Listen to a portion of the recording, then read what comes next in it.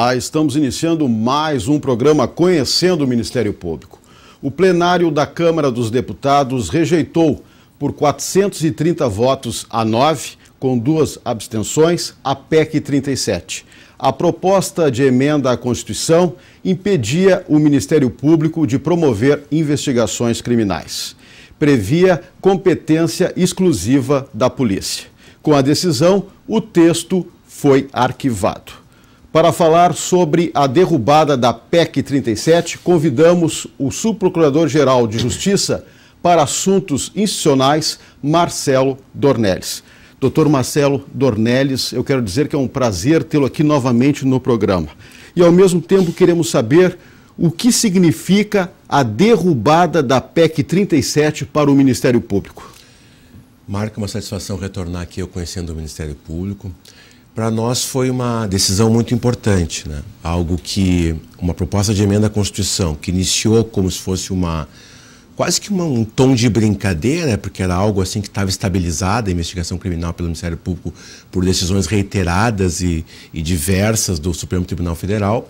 Eventualmente entrou uma proposta dessas, encaminhada por um deputado que é delegado de polícia, e entrou como algo, tá. E daqui a um pouco foi tomando corpo, passou pela todas as fases do processo legislativo, começou a se incorporar, foi tomando um crescendo, foi criando-se uma espécie de revanchismo de uma parte do setor político da Câmara dos Deputados contra o Ministério Público, e isso foi acontecendo de uma forma preocupante, né, em que pese o trabalho das instituições de classe e instituições do Ministério Público em todo o Brasil, isso foi crescendo.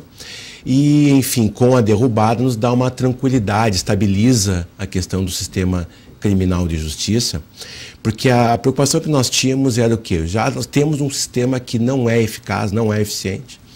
Nós temos uma gama fantástica de crimes que não são investigados pela polícia já cotidianamente, né, especialmente crime de homicídio. A ENASP, Estratégia Nacional de Segurança Pública, demonstra claramente os resultados em relação a crimes gravíssimos como homicídio, eles são muito pequenos, o êxito das investigações. Então, retirar mais os outros órgãos com capacidade de investigação seria uma situação que tornaria muito mais difícil a vida da sociedade brasileira. A derrubada nos dá uma estabilidade, ou seja, e a partir disso nós podemos tomar iniciativas, podemos concretizar estrutura, projetos na área da investigação do Ministério Público.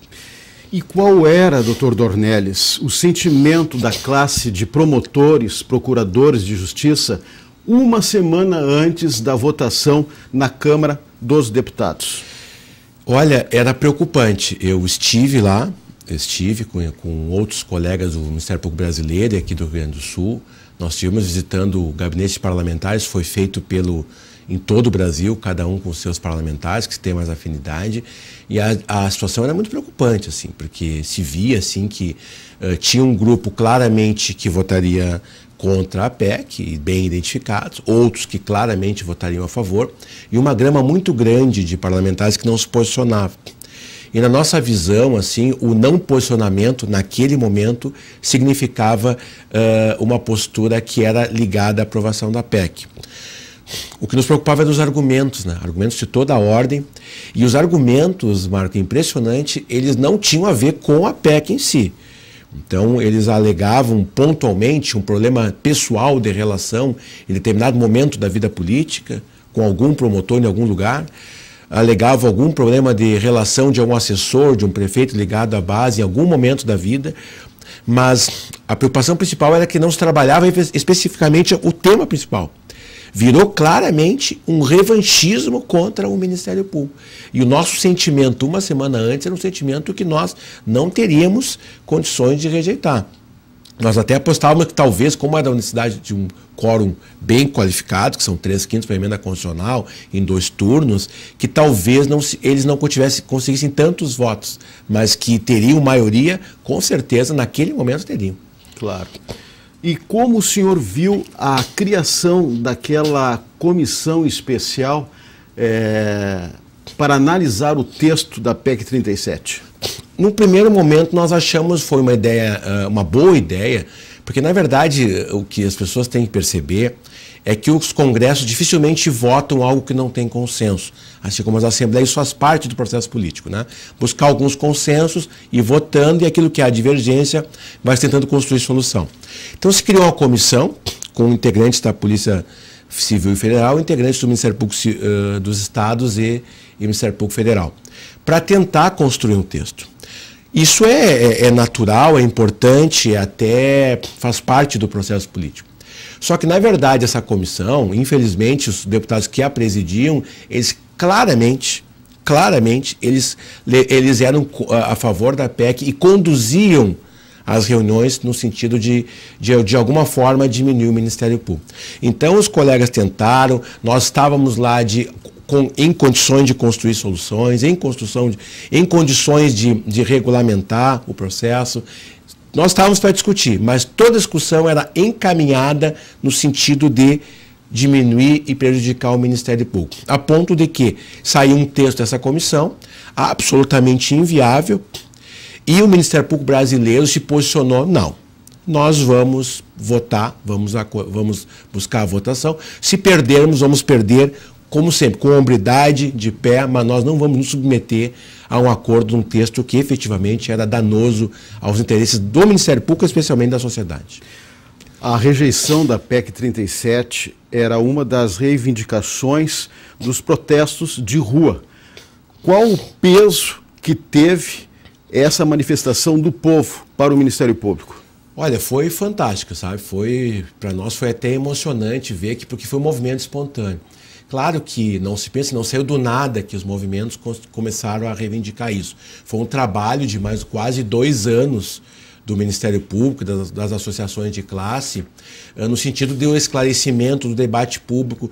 Nós fizemos dezenas de programas de televisão, de rádio, artigos no jornal, debates em universidades, debates em sindicatos, associações, demonstrando para a sociedade o que efetivamente representaria para a sociedade essa PEC 37. Né? Era uma postulação de carreiras corporativas, mas que o resultado para a sociedade era danoso. Então esse trabalho vinha sendo construído pelo Ministério Público há 2 anos, num debate público. E aí, mas a espontaneidade dos movimentos, que aí tomaram à frente isso, porque já estavam com essa informação muito clara, e com a proximidade da votação, foi fundamental, foi decisivo. Não fosse isso, nós hoje estaríamos aqui lamentando a aprovação da PEC e vendo o que nós faríamos no futuro. Claro. A PEC 37 amputava atribuições na atuação do Ministério Público.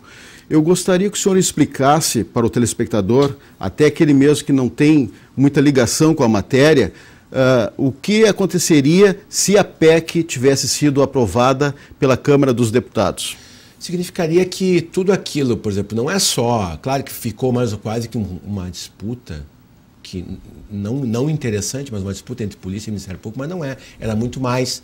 Outros órgãos de controle não poderiam fazer investigações. Tudo, qualquer iniciativa que tivesse, qualquer indício de crime teria que ser encaminhado e centralizado nas polícias, né? Que hoje não é uma questão só de competência, é uma questão de estrutura, é uma questão até de história, que as polícias elas foram preparadas, elas foram criadas para trabalhar com crimes violentos, com crimes de rua, com homicídios, com roubos, com estupro.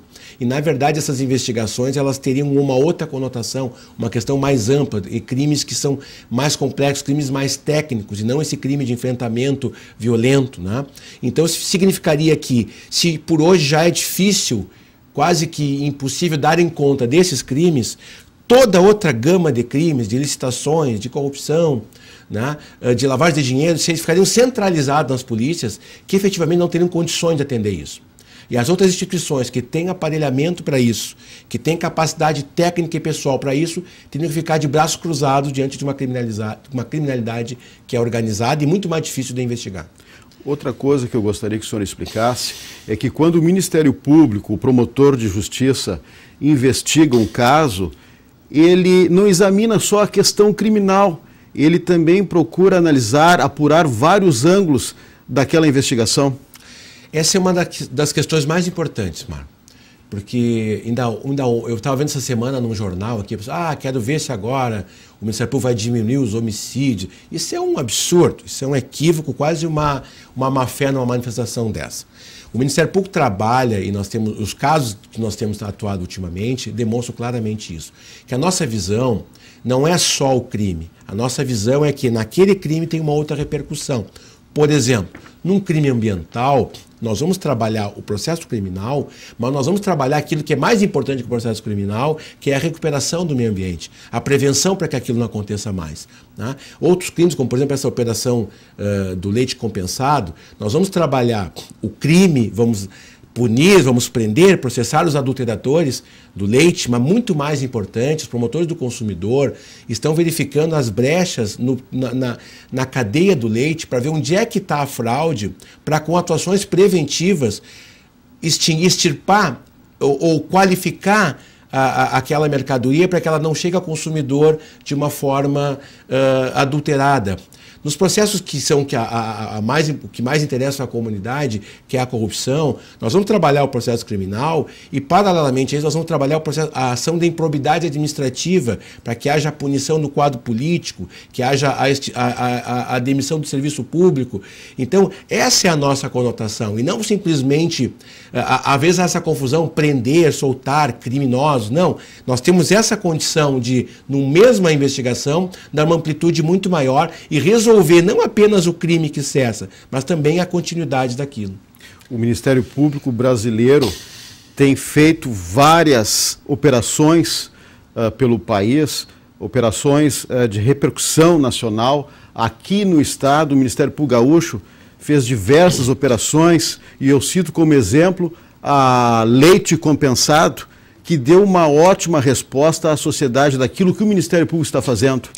E continua fazendo. O Dr. Mauro Rockenbach e o Dr. Alcindo estão com dedicação quase que exclusiva nisso, ou praticamente exclusiva, há mais de mês. E o que tem acontecido? Assim, quanto mais eles atuam, quanto mais eles investigam, mais aparece. E eles têm feito um trabalho brilhante que pega toda a questão criminal e toda a questão do consumidor. Então eles vão juntos, né? O promotor criminal faz a investigação, a denúncia criminal, e o promotor do consumidor já vai buscando as soluções na defesa do consumidor, tirar os produtos do mercado, fiscalizar as empresas, fiscalizar as indústrias, construir soluções com as indústrias, com os produtores, ver onde é que está havendo problema, se é no transporte. Então essa operação, ela tem demonstrado para o Brasil e para o Rio Grande do Sul como essa atuação integrada do Ministério Público, com mais de uma face, né? E no caso do consumidor e a criminal, ela é muito mais eficiente para a sociedade do que trabalhar simplesmente a questão criminal e prender e processar as pessoas que adulteraram. Claro. Na verdade, essa PEC 37, ela estava retirando uma rede de atuação, uma rede conjunta com outros órgãos, como o Tribunal de Contas, o próprio Ministério Público Federal. Quer dizer, uma rede de investigação estava sendo retirada. Isso é o mais grave. No fim, o debate centralizou no Ministério Público, com a polícia, porque, na verdade, a gente tem tido essa atuação um pouco mais presente. Mas veja, aqui no Estado nós temos uma rede de controle que é coordenada pelo nosso Centro de Apoio Cível, que tem reuniões mensais e estão focando atualmente, já faz um período, as obras da Copa. Né? Então, nessa reunião vem Ministério Público Federal, Ministério Público Estadual, Tribunal de Contas da União, Tribunal de Contas do Estado, Controladoria Geral da União, procuradores do Estado, enfim, vem uma gama de órgãos de controle, Ministério Público de Contas, Tribunal de Contas, uma gama de controle, de rede de controle, cada um na sua esfera, que faz uma discussão, que faz uma avaliação, que faz uma construção de um entendimento, que trocam informações, quer dizer, tudo isso buscando qualificar uma investigação, mas muito mais do que isso é prevenir para que as coisas não aconteçam. Veja na questão dessas obras da Copa, que tem sido um dos objetos dos protestos também, né? Aqui no Estado há uma fiscalização permanente, passo a passo. Por que a história nos demonstrou? Que depois que está tudo pronto, depois que já desviaram milhões, é muito mais complexo fiscalizar, punir e especialmente buscar o ressarcimento de danos.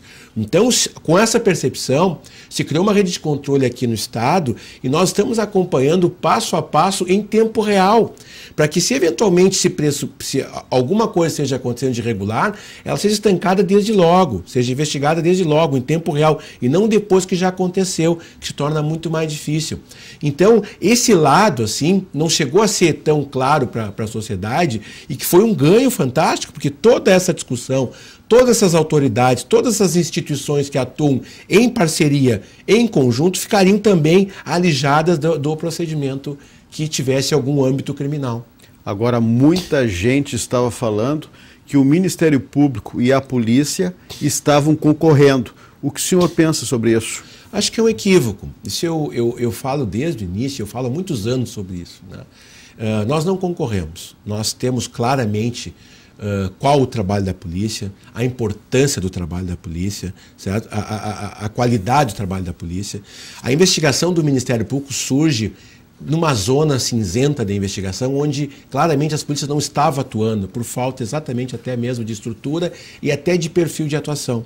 Então nós, por exemplo, você não vai ver um promotor investigando crimes como esses, roubo, estupro, homicídio. Isso é uma atividade típica de polícia, né? Agora, nas outras atividades, como por exemplo, crimes de licitação, né? Hoje o que nós temos de mais grave nos desvios de recursos públicos em todo o Brasil são as licitações, são os convênios, são os contratos, os repasses da União. Por quê? Porque aí que tem que ter uma fiscalização mais técnica, aí que tem que ter um aparelhamento, uma expertise jurídica, porque são crimes praticados com estruturas, com orientação jurídica, com orientação contábil, né? Então, aí que tem que ter o trabalho do Ministério Público, que é um trabalho tipicamente mais jurídico, de ver que naquele artigo, naquele inciso, naquele contrato, está ali encaminhado um direcionamento, está ali encaminhado um superfaturamento, porque claramente nas licitações é que há a maior parte dos desvios dos recursos públicos. Então, na experiência de promotores criminais, nós raramente recebíamos inquéritos policiais com crimes dessa natureza, por exemplo, crimes licitatórios. Raramente. Né? Então é nessa linha e com essa importância de que é ali que se desviam os recursos é que o Ministério Público se direcionou. Se nós não era uma atividade que raramente, para não dizer quase nunca, recebíamos inquéritos policiais, nós não estamos concorrendo. A polícia continua fazendo a sua atividade normal, mandando os inquéritos para nós e nós atuando em relação a esses inquéritos, e paralelamente a isso nós trabalhamos nesses crimes cuja o trabalho, o direcionamento do interesse policial era muito reduzido ou quase que nulo. O senhor é o subprocurador-geral de Justiça para assuntos institucionais do Ministério Público Gaúcho. Na sua avaliação, qual é a sua expectativa de agora em diante quanto à relação Ministério Público e polícia? A melhor possível, sabe? Eu tive a honra de ser presidente da associação de classe e hoje trabalho na esfera institucional. As coisas não se misturam. Né? Então, essa reivindicação da PEC surge pela polícia numa questão corporativa, surge numa questão associativa, mas no plano institucional a nossa relação sempre foi muito boa, vai continuar sendo cada vez melhor, nós não temos nada a questionar no plano institucional. A minha relação com a Secretaria de Segurança, com a Chefia de Polícia, com o Comando da Brigada é a melhor possível, nós conversamos praticamente todas as semanas, fazemos reuniões, fazemos atividades conjuntas, então a expectativa é que agora ela até melhore, porque aquela ideia de um revanchismo, de algo que está sendo disputado lá, vai efetivamente, tem que sair da pauta, e aí as nossas relações, que já são boas, a tendência é que elas sejam cada vez melhores. O senhor é a favor, digamos assim, de uma regularização através de projeto de lei do poder investigatório? Com certeza, nós sempre fomos, Marco. A Constituição, de uma forma implícita, nos concedeu o poder de investigação, porque foi confirmado pelo Supremo. Tanto que a PEC é para dizer que não pode, é porque com a atual Constituição pode. Dos argumentos que sempre se usou contra o Ministério Público é que não havia uma regulamentação. Nós fizemos uma regulamentação interna, que é o que nos cabe. Aqui no Rio Grande do Sul foi o primeiro local do Brasil que se fez a regulamentação. Depois o Conselho Nacional do Ministério Público, muito inspirado na nossa regulamentação, estabeleceu para todo o Brasil que é o que nós podemos fazer, e nós sempre aguardamos uma iniciativa legislativa no sentido da regulamentação, que agora está vindo. Foram protocolados vários projetos que regulamenta a investigação, mas o que nós fazíamos era utilizar o Código de Processo Penal, exatamente da mesma forma que a polícia faz. Mas trazer a regulamentação, os prazos, a responsabilidade, os eventuais direitos e deveres na lei, nós apoiamos e queremos, inclusive, trabalhar a favor disso. E essa conquista do Ministério Público, através da voz das ruas, fará com que o Ministério Público se especialize a cada dia, que lute ainda mais pelas demandas da sociedade? Com certeza, isso foi um recado importante, assim, de que a sociedade tem uma confiança no nosso trabalho, e isso faz com que nós temos que redobrar a nossa responsabilidade no nosso trabalho.